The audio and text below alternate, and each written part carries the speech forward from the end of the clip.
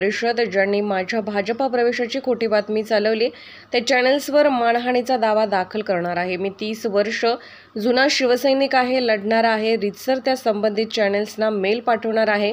शिवसेनेची स्वतंत्र विचारसरणी, धारा आणि बाणा आहे। जवळपास 100 गावांचा दौरा करून झालेला आहे। आमच्याकडे संघटनात्मक ढाचा आहे। 8 दिवसात दौरा पूर्ण होईल। स्टार प्रचारकांच्या यादीमध्ये मी आहे। मी स्वतः महाराष्ट्रात फिरणार आहे। खैरे आणि माझ्यात मतभेद नव्हते। खैरे हे ज्येष्ठ नेते, आमच्यासारख्या तरुण कार्यकर्त्यांना सांभाळण्याचं काम त्यांनी सातत्याने केलंय। मला कोणतीही ऑफर आलेली नाही। महायुतीला आमच्याशी भिडण्याची ताकद नाही। छत्रपती संभाजीनगरच्या जागेसाठी मी पूर्ण ताकदीने काम करणार।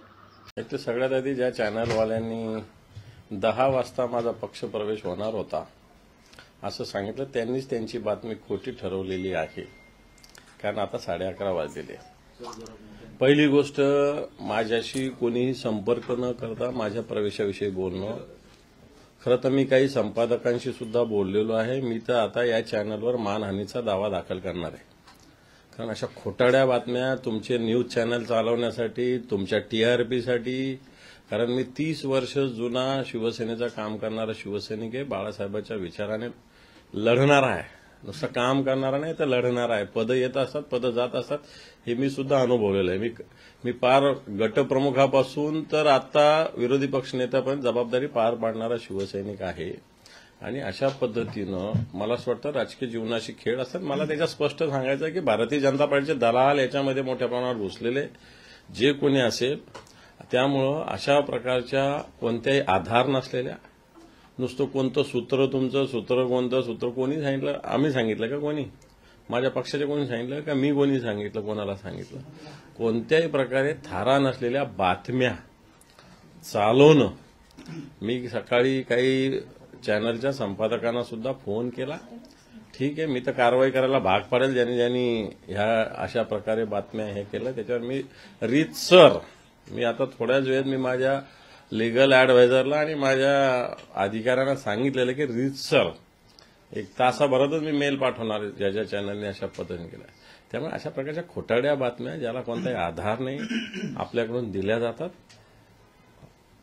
विषय माझ्या दृष्टीनं संपलेला आहे। मी शिवसेनेचा, मला जर ह्या सगळ्या गोष्टी करायच्या असतील तर खूप आधी केल्या असत्या, परंतु मला असं वाटतं माझ्या मनात कोणत्याही प्रकारे असे विषय नाही।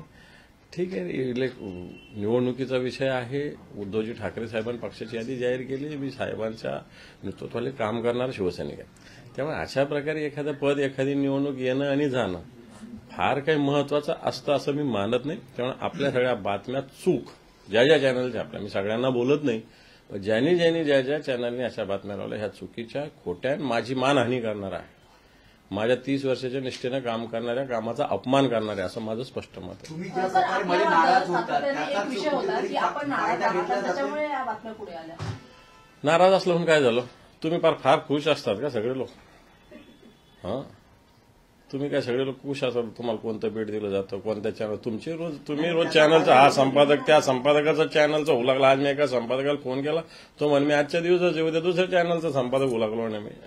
हे तुमचं चालतं, पण मला असं वाटतं नाराज वगैरे असणं, मी स्पष्टपणे सांगितलं की ज्या दिवशीपर्यंत उमेदवारीची यादी जाहीर करणं त्या दिवशीपर्यंत नाराजी असते, नंतर रोज थोडी नाराजी असते। तुमच्या नाराजीचा फायदा घेतला जातो का विरोधकांकडून? विरोधकाकडून नाही, तुमच्या चॅनलकडून। विरोधक कोणी काय बोल, कोणता विरोधक बोला सांगा? चला, शिंदे गटाचा एखादा माणूस बोलला का? ऐकून घ्या, शिंदे गटाचा एखादा माणूस बोलला, भाजपचा एखादा माणूस, आता सुरुवातीला शिंदेकडे जाणार, शिंदेकडे जाणार, कालपासून सुरू भाजपकडे जाणार, भाजपकडे जाणार। रावसाहेबांनी काय बोलले? भाजपचे अरे मी 30 वर्षानं शिवसेनेचं काम करतो, मी 20 वर्षानं जिल्हा प्रमुख आहे। त्याच्यामुळे काय मुद्दा आहे की तुमचे आणि भाजपचे विचार जुळतायत असं त्यांचं म्हणणं आहे, म्हणजे एकंदरीतच अप्रत्यक्ष निशाणा साधलाय त्यांनी। विचार जुळतात।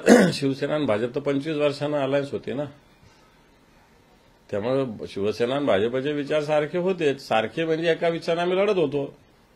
त्याच्यामुळे काय झालं का, आम्ही काय एक झालो काय?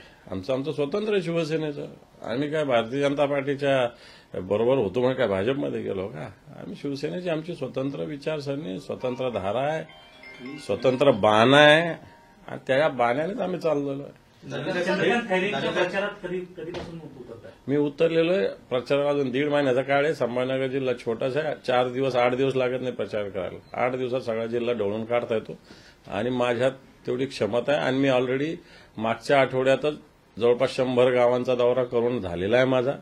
फार मोठा मतदारसंघाने 8 दिवसात सगळा प्रचार कंप्लीट होईल. आमच्याकडे संघटनात्मक ढाचा आहे. इथं बसून सगळ्या गावाच्या बूथपर्यंत प्रचार करता येतो. ही शिवसेनेची ताकद आहे. त्यामुळे असं काही नाही की फिजिकली आपण गेलं पाहिजे तिथं. पण तरी मी मागच्या आठवड्यामध्ये जवळपास 90 गावांचा दौरा केलाय. मी कुठेही नाही, मी शिवसेना या विषयाचा प्रचार केलाय आणि आणखी पुन्हा करणार आहे. आणि मला महाराष्ट्रात फिरायचं आहे आणखी सगळीकडे.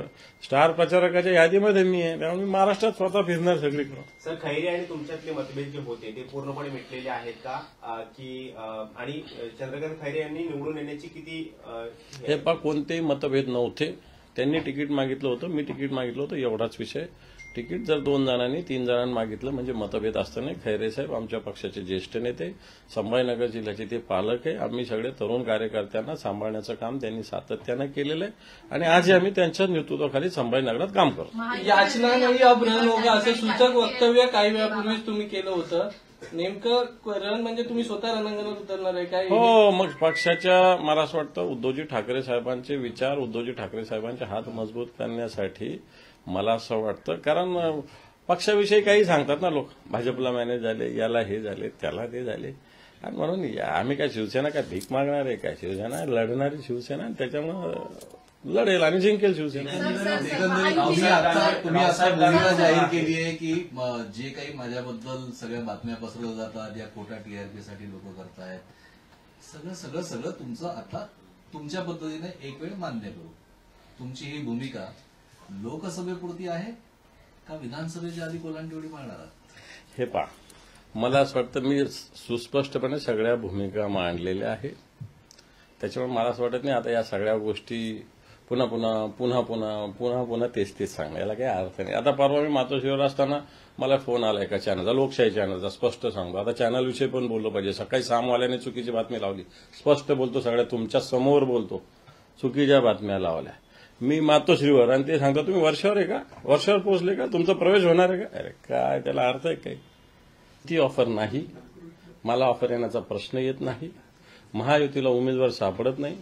महायुतीमध्ये आमच्याशी भिडण्याची ताकद नाही. संभाजीनगर तुम्हाला स्पष्ट सांगतो. उमेदवारी जाहीर होऊन 5 दिवस झालेले. मला असं वाटतं त्या दिवशी सगळी जी काही नाराजी राजी सगळे विषय संपला. पक्षप्रमुखांकडे मी जाऊन आलो. माझं तर ऑलरेडी फोनवर बोलणं झालेलंच होतं. तेवढ्या दिवसापूर्वी विषय असतो. रिॲक्ट होणं थोडंसं काही पाप नाहीये, पण शिस्त पाळणं हे सुद्धा गरज आहे संघटने. त्यामुळे मी पक्षाचा शिस्तबद्ध शिवसैनिक आहे. विषय संपलेला आहे. उद्धवजी ठाकरे साहेबांच्या नेतृत्वाखाली संभाजीनगरात असो की महाराष्ट्रात असो आम्ही ताकदीनं काम करणार आणि शिवसेनेला 100% यश मिळवून देण्यासाठी आम्ही काम करणार.